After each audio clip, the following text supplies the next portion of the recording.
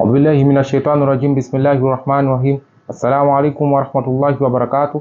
Allahumma salli ala Muhammad wa ala ali Muhammad. Ujumbe kutoka kwa Allah subhanahu wa ta'ala uliowasilishwa kwa Habibatullah Ruqayya binti Muhammad, na ujumbe huu unasema kama ifuatavyo. Bismillahir rahmanir rahim. Allah subhanahu wa ta'ala anasema, ewe shahidi wangu, je, si mimi ndiye niliyekuamuru wewe na mashahidi wangu wengine kuwasaidia Waislamu wa Palestina kwa kutoa sadaka?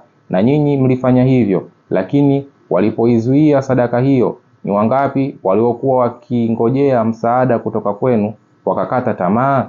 Hakika wao watapata hasara kubwa.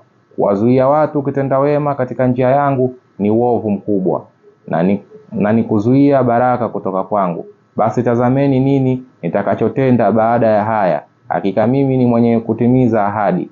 Fungueni sura Al-Insan aya 23 hadi 25 na shikamaneni na njia yangu. Sura Al-Insan aya 23 inasema, Bismillahirrahmanirrahim, hakika sisi ndio tulokuteremshia Qur'an ewe Muhammad hatua kwa hatua. Aya 24 inasema, basi vumilia juu ya hukumu ya Mola wako, wala usiwatii wenye dhambi na makafiri miongoni mwao. Aya 25 inasema, na mtaje Mola wako asubuhi na jioni. Bismillahirrahmanirrahim, ulaika ala hudan min rabbihim wa ulaika humul muflihun. Maana yake hao ndio waliopata mwongozo kutoka kwa Mola wao na hao ndio waliofanikiwa. Amin ya Allah ya Rabbi ya Samii ya Basir. Alhamdulillahi rabbil alamin.